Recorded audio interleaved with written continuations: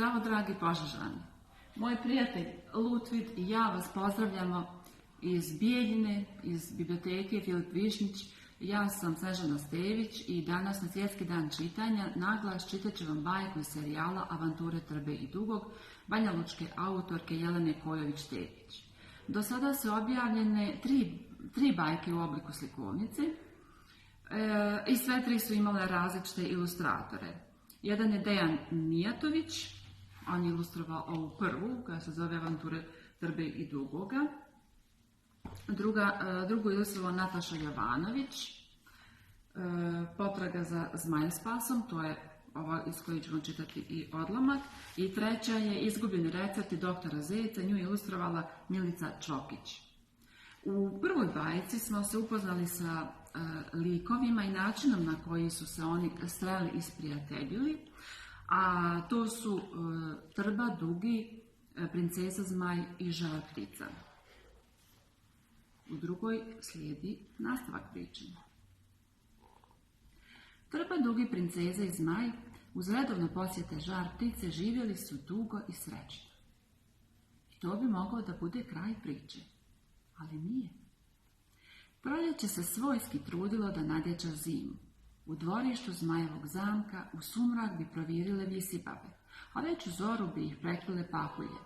Trba i Dugi su navijali za zimu, jer su obožavali grudvanje, a Princeza za proljeće, jer je uživala u pravljenju vjenčića od ljubičica. Čitavo proljeće prošle godine su i Zmaj, i Trba, i Dugi morali da nose vjenčiće oko glava. Zmaj, od kog se očekivalo da presudi koje je omiljeno godišnje doba društvanceta iz zamka, na meteorološke teme se nije ni obazirao. Po cijeli dan je bio u kuhinji i uvježbavao recept za savršene vanilice. Nakon cimet faze, koja ga je držala nekoliko godina, iznenada se zaljubio u vaniliju i odlučio da do savršenstva dovede slatkiše sa mirisnim crnim začinom. Još kad je saznao da se te godine početkom ljeta održava takmičenje za najboljeg poslastičara među zmajevima, shvatio je da je to njegova životna prilika. Povazdan je mjesio, začinjavao i duvao plamen, ne bi li dobio savršene kolačiće. Jednog jutra, baš u trenutku kad su Trba i Dugi ushićeno pravili Snješka, kom su dali ime Dobrivoje, a Princeza tužno prezivala ljubičice, Zmaj je izašao iz kuhinje zabrinutog lica i rekao: "Općiha!" Drugari su ga začuđeno pogledali, a on je da utvrdi još 7 puta ponovio: "Općiha, općiha, općiha, općiha, općiha, općiha, općiha." "Ti si se prehladio," zabrinuto reče Princeza. "Skuvat ću ti čaj." "Ja ću ti slijediti limun za limunadu," ponudi se Dugi. "A ja ću ti pripremiti lavor vruće vode da ugriješ noge," rekao je Trba, i svo troje su nahrupili u zamak.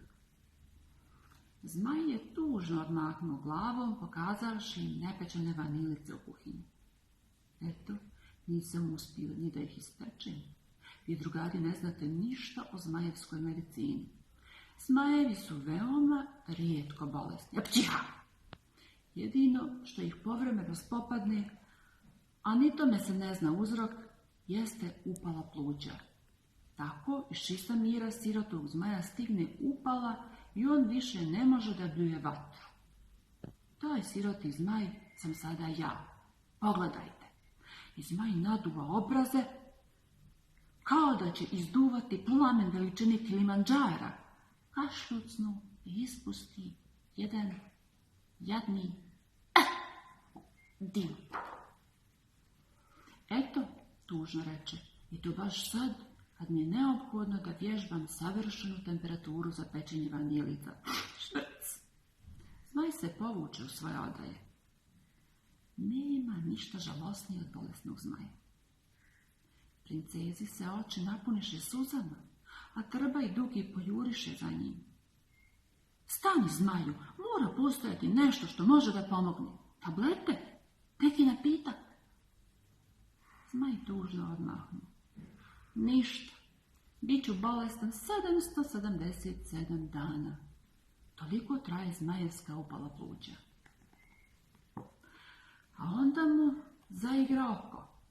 Istina, postoji legenda da na Troglavovom vrhu u jednoj strašnoj pećini raste čudotvorna biljka zmajospas, koju treba skuvati u soku od cvekle i bijelog luka.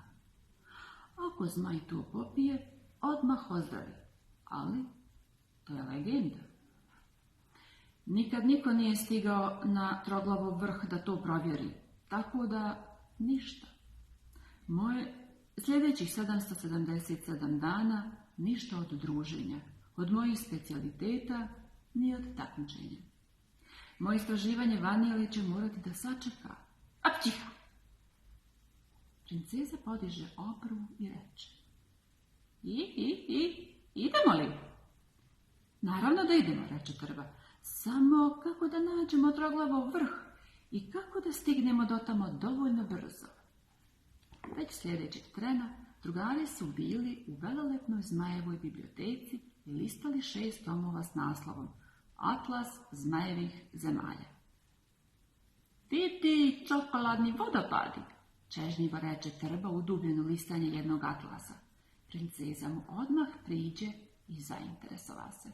Hej, drugari, pustite sad ljubav prema čokoladi, mislim da sam našao Troglavov vrh, uskliknu Dugi, pokazujući prstom sami ćošak jedne slike u atlasu.